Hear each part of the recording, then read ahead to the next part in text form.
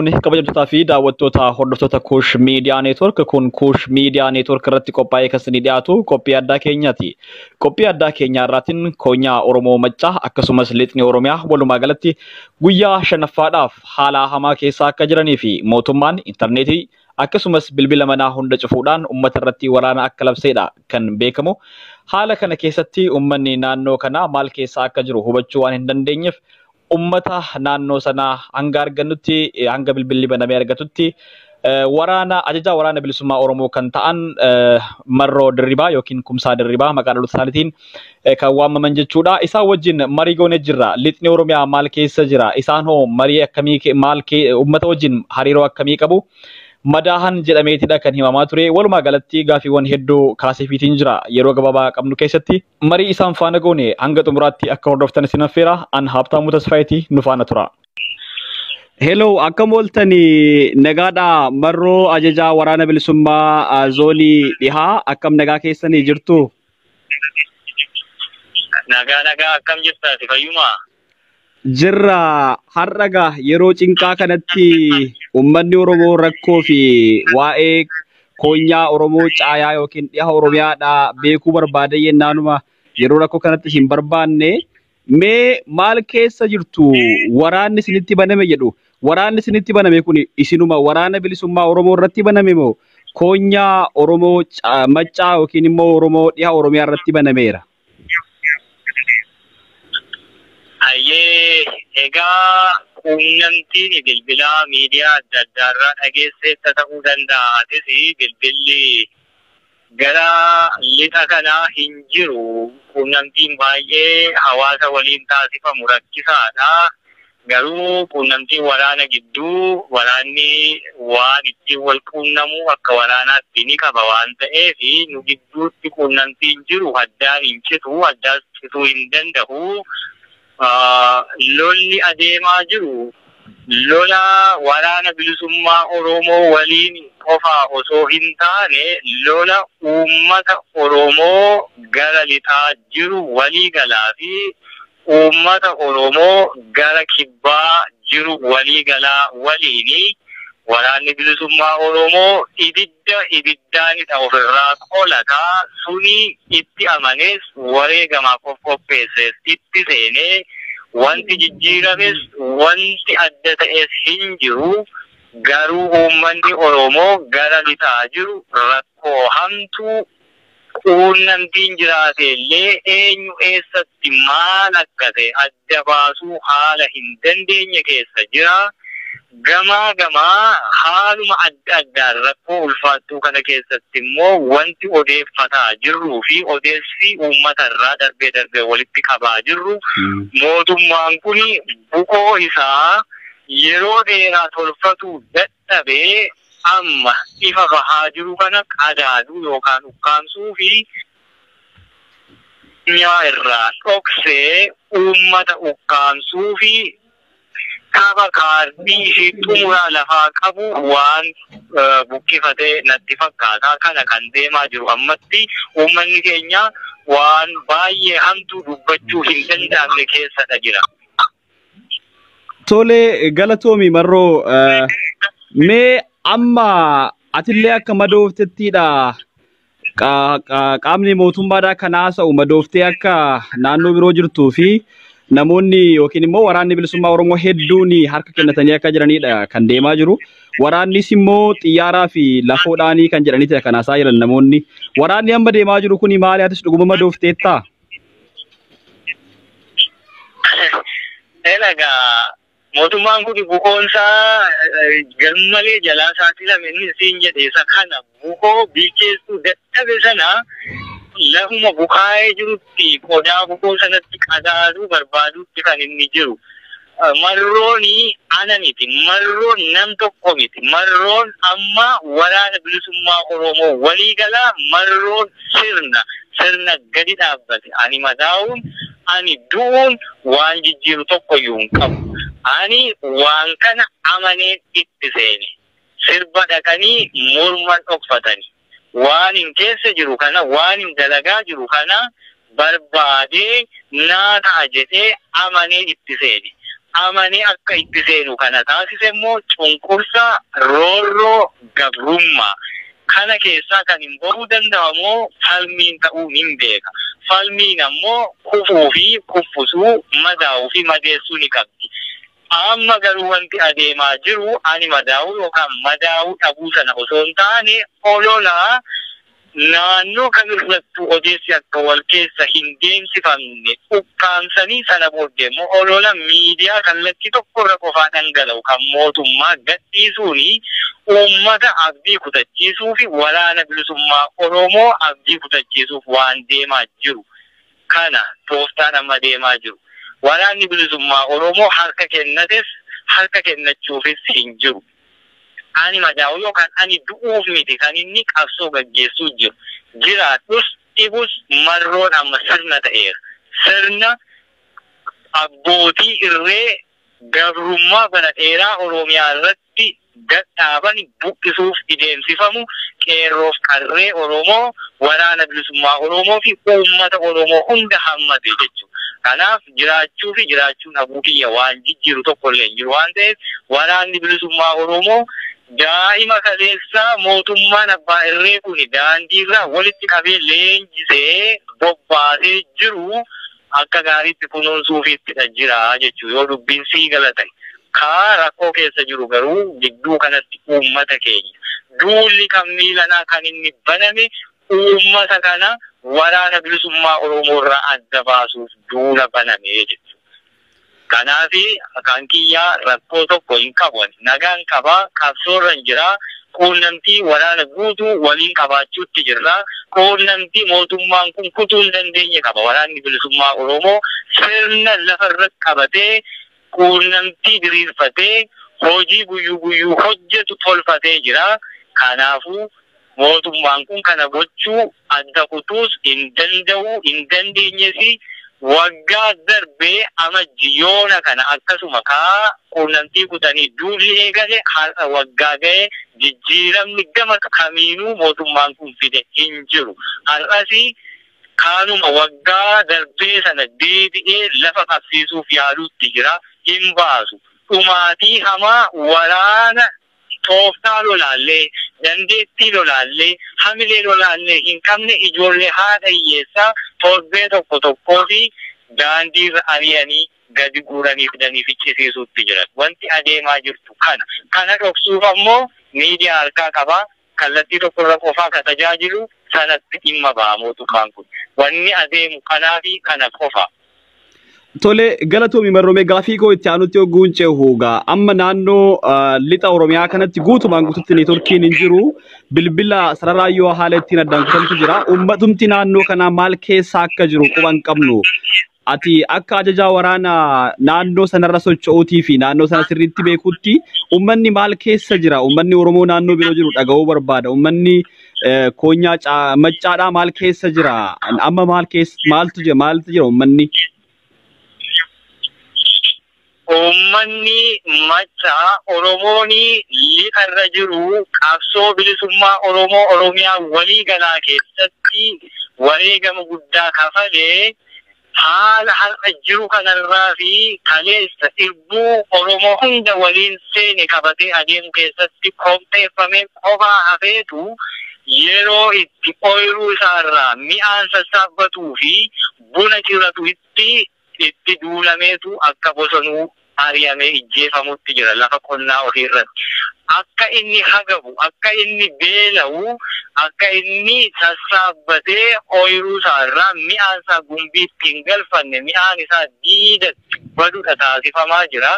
Sagantaa yeroo dheeraa irratti hojjetamaa turee fi kuni ta'aa jira yaa Oromoo jennee himataa turree fi watuwaataa turreetu hojiitti hiikamutti jira uummata Oromoo lixa jiru kanarratti.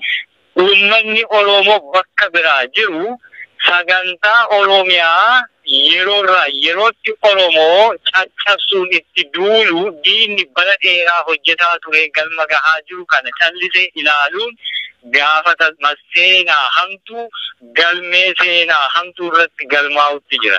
Kanaaf uummanni Oromoo yoo dhugumaan Oromiyaa waliin qabna taate, Oromummaa waliin qabna taate, uummanni Oromoo lixarra jiru birmannaa fedha. Boru miti iftaan miti har'aa jechuudha. Uummanni kun ooyiruu ofirratti kan inni jeefamaa jiru. Manni isaa irratti gubataa kan jiru. Kanaaf uummata kanaaf birmannaa barbaada. Yoo har'a hin taane yoomiyyuu ta'uu hin danda'u.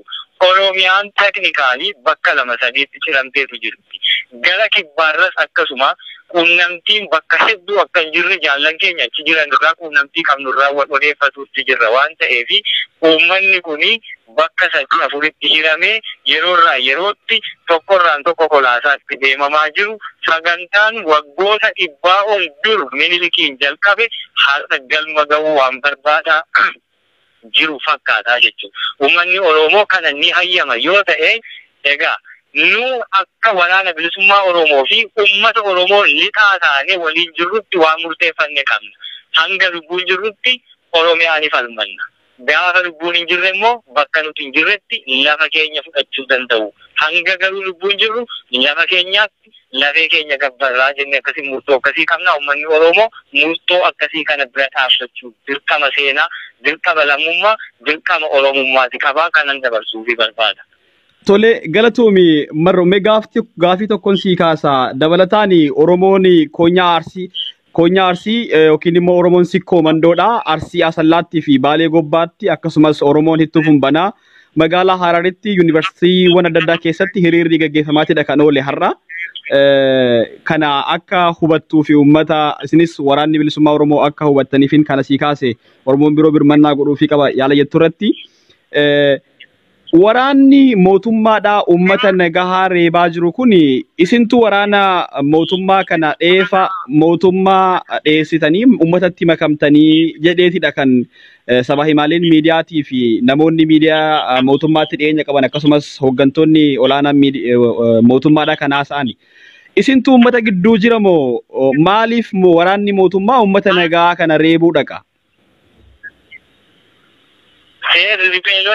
Riphee lolaanii qabsoo yeroo gaggeessutti qabsoo gammoojjii keessatti jalqabeetu qabsoo gammoojjii keessaa injifatee gara baadiyaalee ganda bilisoomsuu barbaadutti sosso'a. Achi keessaa innaa mootummaa sossootu gara magaala xixiqqoo yookaan magaalota aanaarra jiranii qabachuutti sosso'a. Achi booddee magaalota godinaa magaala gurguddaa qabataa gara magaala handhuura biyya bilisoomsuu barbaadutti sosso'a. Sun seeruma qabsoo riphee lolaati. Waraanni bilisummaa Oromoo yoo beekta ta'e bara durii hin argamu hin jiru lola gammoojjii fagootti itti deemanii adamsanii ijjeessanii wareegamni isaatu hin mul'atu reeffa isaatu allaattiitu soorata. Suni cabaa dhufee fooyya'aa dhufee baadiyaa Oromiyaa qabate. Baadiyaa Oromiyaa keessaa amma gara magaala Oromiyaatti sosso'uutti jira. Kanatti bilisoomsitu nama lafa biyya. Namni immoo kan inni jiraatu lafa ati bilisoomsitu sanarra baadiyaa magaala. Kanaaf lolli uummata keessatti yoo hin taane ta'ee uummata sana keessa mootummaa abbaa irree magaala guddoo handhuura biyya kee qabatee taa'u akkamiin kaasta. Kana hubachuu qabda. Qabsoon akkasittiin deemaa dhufe mootummaa kana lafa inni dur baadiyaa dheeraa miila fageeffatee deemurraa gabaabsee naannoo inni of ittisuu danda'u dahoo xixiqqootti galchuutti jira jechuudha. Achi immoo yoo lolte uummannis wal ta'ee lolee qabsoo ofitti fudhataa yoo deeme magaalota gurguddoo gara of ittisuutti deema. Baadiyaa qabattee magaalota xixiqqoo qabattee ammas ilmaan itti leenjistee itti qophoofteetu achi isa kaastaa jechuudha. Wanti adeemaa jiru kana. Kanaaf kan lolli uummata keessatti diidatti miti. Diidatti asii achi ittisamaan hafu waraanni bilisummaa Oromoo sana cabsee sadarkaa yookaan isteejii isa xumuraatti deemutti jira.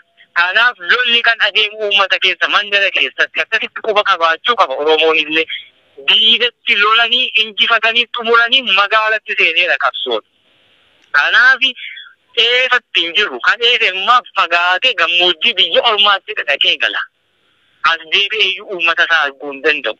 Ni dhufne itti seennee jechuudha. Uummata keessa jirra. Achi keessaa nu baasuu hin danda'u. Achi keessaa isa baasuuf deemuutti jirra jechuudha. Akkasittiin quba qabaatamuu qabu. Kanaaf qabsoon amma sadarkaan inni irra jirutu hawaasa keessatti akka lollu nu taasise.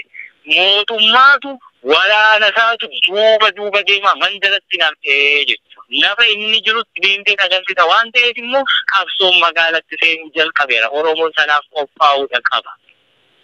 Tole galatoomii ajajaa waraana bilisummaa Oromoo zoonii dhihaa. Mee amma haala amma waraana amma deemaa jiru kanaan isin akka waraana bilisummaa Oromootti lafti isin bilisa baastanii uummatatti to'attanii to'annoo keessa jala galchitan jira. Namoonni hedduun yeroo ammaa kana naannoo hedduu akka waraana bilisummaaf jala oolchedha kan haasaa jiran deeggartoonni keessanii. Mootummaan immoo wanti akkanaa soba jedheetidha kan haasaa jiru. Maalidha wanti kun mee hagam dhugaadha? Lafa bilisa baasuu fi nama bilisa baasuun garaagarummaa qaba. Mootummaa yeroo hundumaa lafa dhuunfachuu barbaada. Waraanni uummataaf falmu, loltuun bilisummaa ammoo uummata qabata. Uummata yoo qabatte lafa harkaa qabda. Akka lixaatti walumaa galatti caasaa mootummaa sirnaan taliigu hin jiru. Kaa harkaa qabu waraana bilisummaa Oromooti. Caasaa mootummaa jechuun tika, bulchiinsa, poolisa, hojjettoota mootummaa garaagaraa seektara adda addaarra jiranii hojii mootummicha gubbaa gadi fuudhanii hojjetanii gabaasaa asii ol galchan. Dhihatti kun hin jiru. Mootummaan sentralaayizd ta'ee gubbaa taa'ee asii gadi caasaasaa diriirsee hojjetu hin jiru. Hin jiru jechuun maal jechuudha? Uummanni lafa rakkatetti seera ofiisaa qabu akka Oromummaatti jaarsa Oromoo wal bulcha. Kan sanarraa darbe immoo oddoo danda'etti waraana bilisummaa Oromootu rakkoo uummataafu. Kanaaf onnee uummata Oromoo keessatti caasaa kan diriirfatee jiru waraana bilisummaa Oromooti. Waraanni bilisummaa Oromoo caasaa isaa onnee uummata Oromoo keessatti diriirfatee caasaa mootummaa diigame hojii akka hin jirre immoo ati beektu naannoo kana humnaan waraanaan cafaqanii labsii hatattama yookaan muddamsuun bulchuuf yaaluutti kan jiran kanarraati madde. Kana jechuun waraanni bilisummaa Oromoo guutummaa Oromiyaa dhiharra jirtu to'ateetu jira jechuudha. Inni kana jechuun maal jechuudha? Waraanni bilisummaa Oromoo iddoo barbaadetti waan barbaade yeroo barbaadetti uummata isaa waliin ta'ee hojjechuu yeroo danda'u caasaa mootummaa akka barbaadetti yeroo barbaade uummata keessatti waan barbaade diriirsee hojjechuu hin danda'u faallaa kana. Mootummaan immoo walumaa galayyuu biyyi Itoophiyaa jedhamtu kana keessa hin jiru. Mootummaa osoo hin taane namoota maafiyaas yookaan gartuu wal ijaaranii fedhii waloo waliin tikfatan jirantu jira malee Itoophiyaa keessa mootummaan hin jiru. Mootummaan sirna qabatee jiru yoo ati dirree kubbaa miilaa seentee namni wal lolee sana mootummaa tolchuu hin dandeenye istaadiyeemii cufee galu. Yoo barataanii rakkoo xiqqootiin wal dhabee yuunivarsiitii keessatti walitti bu'ee kana sirreessuu kan hin dandeenye yuunivarsiitii cuftee galtu. Yoo sochiin gaaffii mirgaa baay'ee sanatti deebii kennuu hin dandeenye quunnamtii guutummaatti cuftu sun mootummaa osoo hin taane gartuu yookaan maafiyaas wal sassaabee fedhii waloon qabu dhuunfaan tikfachuuf sassaafataa jiru. Muddamsuu kana dhaamsuun immoo waa hunda dhaamsutu jira jechuudha. Akkasitti kan hubatuu qabu uummanni Oromoo. Mootummaan hin jiru. Mootummaa dirree kubbaa miilaa keessatti seera kabachiisuu hin dandeenye istaadiyeemii cufee galuutu jira siin jechuutti jira. Sun immoo mootummaa miti. Gartuun kamiyyuu immoo fedhii isaa waloo waliin tikfachuuf jecha waan akkasii kakawwee harkaa qabu gochuu ni danda'a jechuudha. Kan kanarraa hafe waraanni bilisummaa Oromoo gara lixaarra jiruu fi akkasumas karaa kibbaa immoo keessumaa naannoo Gujii bahaa fi lixarra socho'u uummata ofii waliin rakkoon haa jiraattu. Humni qawwee isa kana faallessuu fi duuba deebisuuf tattaafatu haa jiraatu iyyuu malee bilisummaa firii ishii dhandhamee sanaaf ammoo tikfachuuf wareegama kaffalaa onnee uummata Oromoo keessa jira jechuudha. Kana akkasitti quba qabaata. Tole galatoomi Jaalmarroo yoo sitti dheeressuu baadhe gaafiidhuma tokkoon si gaafadha dhumarratti. Yeroo ammaa kanatti mootummaan kallattii adda addaatiin gara filannootitti socho'aatiidhaan jira jedha. Akkasumas immoo paartileen mormituu gara filannootiif of qopheessaa jiru. Iddoo adda addaatti biiroowwan saaqachaatiidha kan jirani. Amma filannoon kun yeroo ga'uuf deemu kanatti waraanni kun eegaluun maaliif isinitti fakkaata? Mootummaan maaliif waraana kana eegale? Isin immoo filannoon kun akka godhamu qophiidha. Barbaaddu filannicha akka godhamu. Filannoon Itoophiyaa keessatti yeroo hundumaa ni beektaa hanga umurii keenya qaqqabnee fi seenaarraa arginetti filannoon akka deemee akka hin beekne deemuullee akka hin dandeenye haala amma jiru. Kanaani mootummaan hin jiru beeki. Mootummaan filannoo gaggeessuu danda'u hin jiru. Mootummaa miti amma ka jiru. Akkuma sila sitti hime. Dogoggorri guddaan uumame qabsoon kun yeroo inni itti fashale sana hafe wanti hundiyyuu kana jechuun koo maal jechuun qabsoon kun deemee yeroo TPLF santarii aangoo walii galaa harkaa qabu warra OPDO fi fakkaattota isaanii walitti qabee shamadeettiin qotaa ture sana gara Maqaleetti deemsifamanii bakka isanaa walii galatti kallattii hundumarraa qaamni inni ilaalu walitti dhufeetu mootummaa yeroo ce'umsaa tolfatee filmaata deemsisa ture. Dogoggorri guddaan asitti ta'e. Sun osoo hin ta'in warra Tigraay jalaatii paartolee ergamtummaa jala turanii baasanii bilisa baasaniitu aangoo ilmaan Oromoo kumni kitil miilaa harki itti citee shamarran keenya hedduun itti gudeedamte sana dabarsanii waraabessatti kennani. Waraabessa sanummoo biyya hin beekne deemee gogaanaa afaa jedhe sanallee miti. Waraabessuma beeknu biyya beeknu keessatti bulbuu ta'uusaa osoo beeknu jechuudha. Achitti dogoggorri ta'e. Mootummaan hin jiru. Mootummaan kaleessa diigame. Inni diigame suni garuu hancaatuunsaa achumatti hafee jechuudha. Osoo hin tuqamee paarlaamaan isaa osoo hin tuqamee sirni waa hundi inni diriirse osoo hin tuqamee Oromoon ni gowwoomfame ni hatame. Ijoollee isaa ajjeesaa turani namoota yartuu tokko lama qofaa bakka sanaa kaasuuni qabsootti xumurri waan ta'e fakkaateetu. Ammas qabsoo hambiraa kan gaafate isa kanaaf jechuudha. Kanatu immoo bakka hin geenye waan ta'eef filmaata nu baasu tolfanneerra nuti. Filmaan biraa gara dhiyaa hin jiru. Filmaanni nu baasu immoo wanti kun filmaata dhugaa karaa nagaa deemee xumura hin argatu waan ta'eef hoggoyyomsuuf obsabuuti yeroo keenya hin gubnu abiddaan ofirraa qoluu fi qawwee harkaa qabna filmaanni keenya sana. Uummanni Oromoo haala amma deemu kanaan gara keenyaa fi gara kibbaa jiru kuni iddoo dhaabbatee keessatti hiriiree yoom galmaa'ee yoom filataa hin qabu kana hin jiru jechuudha. Kanaaf filmaata tolfanne harkaa qabnu karaa qawweetti deemutti jirra. Kanaaf iyyuu filmaanni dhufee hin dhufne inni sun waan nu laallatu tokko iyyuu hin jiru jechuudha. Tole galatoome ajajaa waraana bilisummaa Oromoo zoonii lixaa. Dhumarratti ergaa uummata Oromootiif dabarsitu yoo qabaatte carraa kanatti siifin heeyyamaa dhaamsa dabarsitu oguu qabaatte jechuukooti. Ayyee uummanni Oromoo gaa ani xiqqoo odeessaa guutuu hin qabu waan ta'eef hiriirri bakka adda addaa akka jiru naatuttu ta'atii uummanni Oromoo taa'ee ibidda ollaa isaa gubaa jiru natti hin ta'u jedhee ilaaluu hin qabu. Fageenya irratti ofirraa dhaamsuu qaba. Sanatti jira yoo ta'e inni kuni galata hin qabu. Hojii isaatu sana dirqama isaatu sana waan ta'eefu itti jabeessee mootummaa osoo hin taane namoonni hagoon wal ta'anii Oromiyaa qiricachuu irratti fedhii wal fakkaatu qaba walitti dhufanii ibiddi isaan qabsiisanii jiru qaamuu waan qabuuf kana dhaamsuu irratti yeroorraa yerootti ilmaan isaa gabbaraa hafuu osoo hin taane hoo'edhee wal takkaa ka'ee murtii uummanni Oromoo kibbaa fi dhiharra jiru fudhatetti dabalamuuni murtii ofii harkatti mootummaa ofii biyya ofii gara sanatti adeemuu fi yeroo xumuraaf nadhii gammadaa barbaacha hin deemnu. Nadhiin gammadaa laggasaa wagii dhalcheera. Laggasaa wagii barbaacha hin deemnu. Laggasaa wagii qeerroo fi qarree kumaatamaa dhalcheera. Osoo isaan kun immoo du'uu fi du'aa gubachuu fi gubachaa jiranii warra kaleessaa dhabne sana barbaaduun of gowwomsu. Isaan har'a unu keessa mul'atanii jiru waan ta'eef warra kana tiksuu kan dandeenyu warra har'a wareegama kana harkaa qabuuf yoo birmanne qofa.